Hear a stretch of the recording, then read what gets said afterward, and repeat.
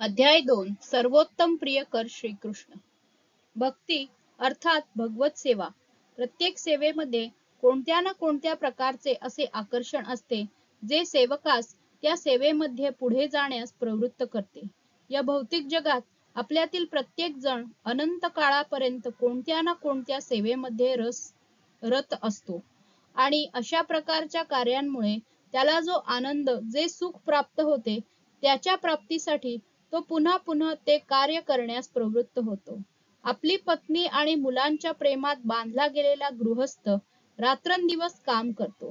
एखादा समाजसेवक याच कारणास्तव एका मोठ्या कुटुंबियासाठी काम करतो आणि देशभक्त हा आपला देश आणि देशबांधवांसाठी याच कारणास्तव काम करतो.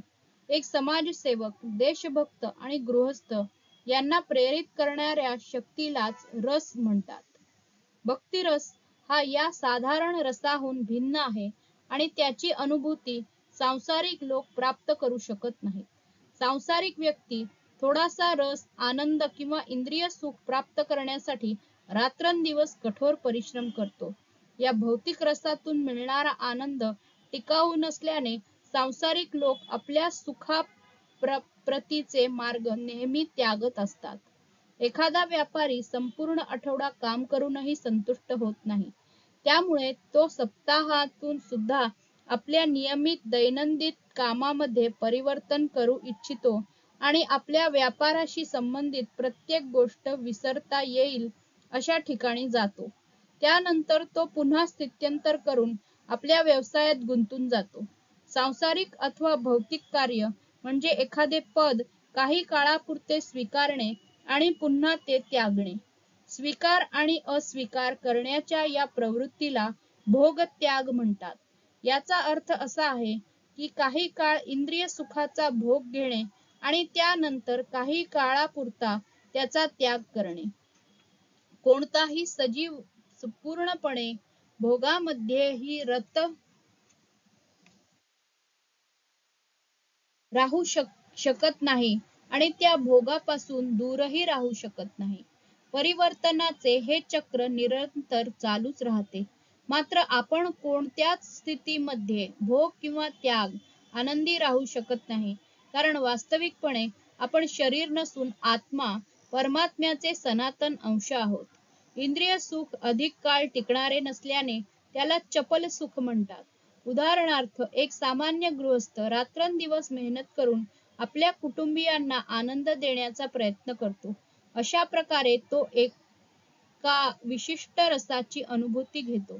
तथापि या सांसारिक वस्तूंच्या प्राप्तीसाठी त्याने केलेल्या प्रगतीचा अचानक त्याच्या जीवनासोबत अंत होतो.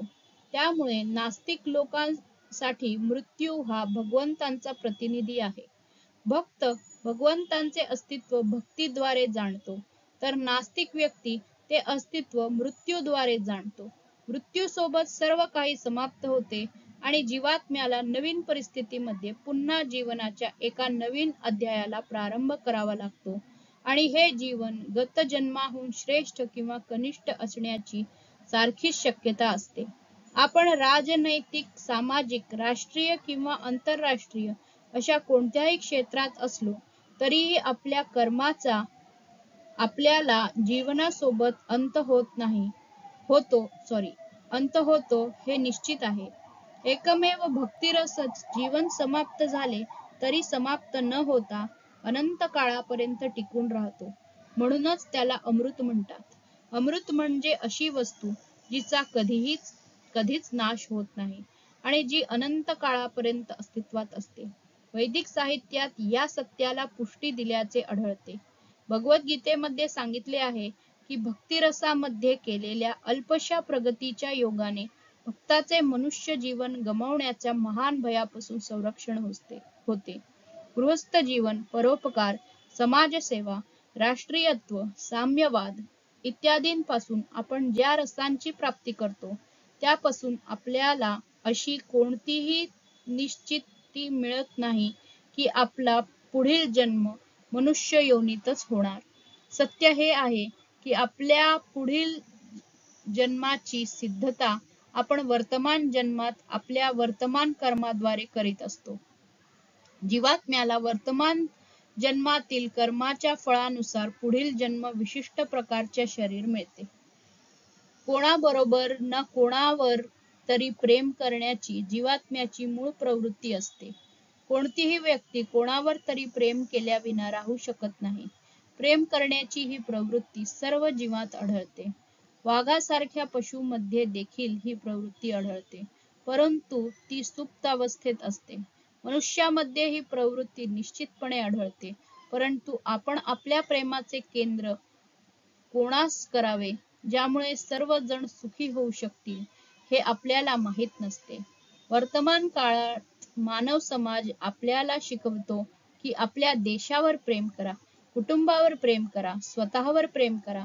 तथापि तो आपण आपल्या प्रेमाचे केंद्र कोणास करावे की ज्यामुळे सर्व जण सुखी होतील या गोष्टीविषयी आपल्याला कोणतेही ज्ञान देत नाही. ते केंद्र म्हणजेच भगवान श्रीकृष्ण. आणि आपण कशा प्रकारे भगवान श्रीकृष्णांविषयीचे आपले मूलभूत प्रेम विकसित करावे आणि कशा प्रकारे दिव्य तथा आनंदमय स्थिती प्राप्त करावी हे भक्ती मार्ग आपल्याला शिकवितो. जीवनाच्या प्राथमिक अवस्थेत मुलगा आपल्या मातापित्यांवर प्रेम करतो. त्यानंतर तो भावंडांवर आणि जसजसा मोठा होऊ लागतो तसतसा तो आपले कुटुंब, समाज, संप्रदाय, देश आणि संपूर्ण मानवजातीवर प्रेम करू लागतो. परंतु संपूर्ण मानवजातीवर प्रेम करून सुद्धा त्याचे समाधान होत नाही. जोपर्यंत आपण आपला सर्वोत्तम प्रियकर कोण आहे हे जाणत नाही तोपर्यंत ही प्रेमाची भावना अपूर्ण राहते. श्रीकृष्ण आपले केंद्रस्थान होताच आपले प्रेम आणि प्रेमभावना संतुष्ट किंवा तृप्त होऊ शकते.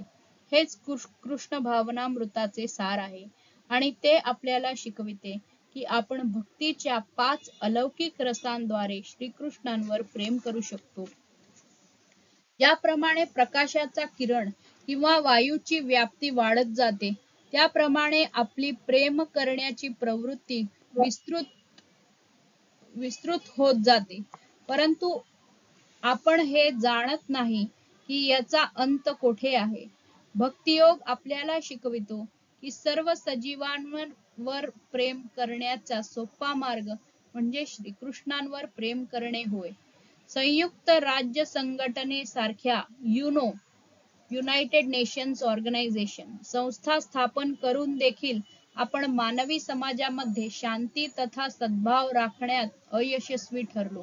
याचे कारण हे की आपल्याला योग्य विधी माहित नाही. विधी अगदी सोपा आहे, पण तो ध्यानपूर्वक समजून घेणे अत्यावश्यक आहे. भक्तियोगाचा मार्ग सर्वांना पूर्ण पुरुषोत्तम भगवान श्रीकृष्णांवर प्रेम करण्याची सोपी आणि सरळ कला शिकवितो. जर आपण श्रीकृष्णांवर प्रेम करण्यास शिकलो तर आपण सर्व प्राणीमात्रांवर सहजपणे प्रेम करू शकतो.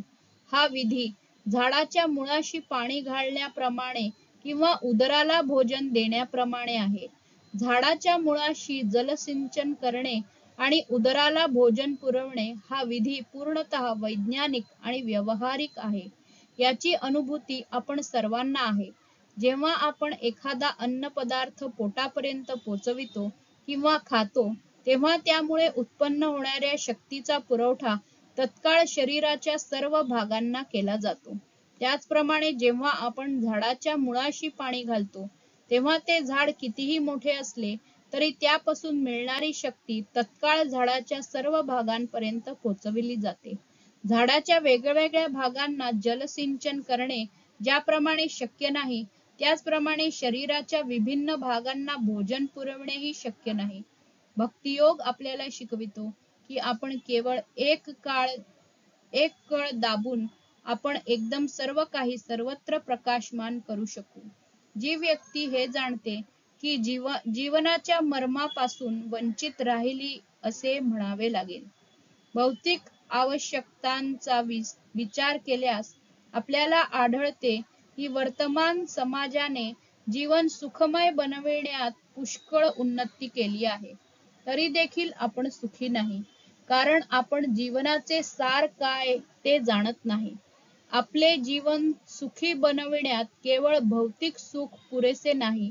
याचे जिवंत उदाहरण म्हणजे जगातील सर्वात संपन्न देश असलेल्या अमेरिकेत सर्व प्रकारच्या सुखसोयी उपलब्ध असूनही जीवनाप्रती निराशावादी आणि भ्रमित झालेल्या लोकांची संख्या वाढत चालली आहे. येथे मी अशा सर्व भ्रमित लोकांना प्रार्थना करतो की त्यांनी भक्तियोगामध्ये वर्णिलेल्या भक्तिमय सेवेच्या उपयुक्त कला शिकाव्यात. असे केल्याने त्यांच्या अंतःकरणास दग्ध करीत असलेली संसाररूपी दावाग्नी तत्काळ शांत होईल. याची मला संपूर्ण निश्चिती आहे. आपल्या असंतोषाचे प्रमुख कारण म्हणजे आपण भौतिक जीवनात इतकी प्रगती करूनही आपली प्रेम करण्याची सुप्त प्रवृत्ती तृप्त झाली नाही हे होय. भक्तियोगाचे हे अलौकिक विज्ञान आपल्याला शिकविते की आपण या भौतिक जगामध्ये सातत्याने भगवंतांच्या भक्तिमय सेवेत राहून सुखी होऊ शकतो आणि अशा प्रकारे या जन्मात आणि पुढील जन्मातही आपल्या इच्छांची पूर्ती करू शकतो. या ज्ञानाचा उद्देश भौतिक जीवन पद्धतीच्या आचार विचारांची निंदा करणे हा नसून धार्मिक, दार्शनिक आणि तत्वज्ञानी लोकांना श्रीकृष्णांवर प्रेम कसे करावे हे शिकविणे हा आहे. एखादा मनुष्य भौतिक सुखापासून विरक्त राहू शकतो, परंतु हे पुरेसे नाही. त्याच वेळी त्याने भगवंतांवर प्रेम करण्याची कलाही अवगत केली पाहिजे. आपली जी प्रेम करण्याची प्रवृत्ती आहे तिच्या सदुपयोगासाठी, तृप्तीसाठी आजकाल आपण अनेक नवनवे शोध लावत आहोत. मात्र सत्य हे आहे की आपण सर्वात महत्वाची गोष्ट विसरलो आहोत आणि ती म्हणजे श्रीकृष्ण. झाडाच्या मुळाशी पाणी घालायचे सोडून आपण इतर सर्व भागांना पाणी घालत आहोत. आपण बाह्य रूपाने आपल्या शरीराचे संपूर्ण संरक्षण आणि काळजी घेत आहोत, परंतु पोटाला अन्न देणेच विसरलो आहोत. श्रीकृष्णांना विसरणे म्हणजे स्वतःला विसरणे होय. आत्मज्ञान आणि परमात्मज्ञान या दोन्ही गोष्टी एकमेकांना पूरक आहेत. उदाहरणार्थ, सकाळी आपण जेव्हा स्वतःला पाहतो तेव्हा याचा अर्थ आहे की आपण सूर्योदय देखील पाहिला असा आहे. सूर्यप्रकाशाविना आपण स्वतःला पाहू शकत नाही. त्यामुळे जर आपण भगवंतांना जाणले नाही तर स्वतःला जाणण्याचा किंवा आत्मसाक्षात्काराचा प्रश्नच उद्भवत नाही. भगवान श्रीकृष्ण चैतन्य महाप्रभू 508 वर्षांपूर्वी बंगालमध्ये अवतरित झाले आणि त्यांनी या कलियुगात भगवंतांचे श्रेष्ठ प्रेम प्राप्त करण्याचा मार्ग सांगितला.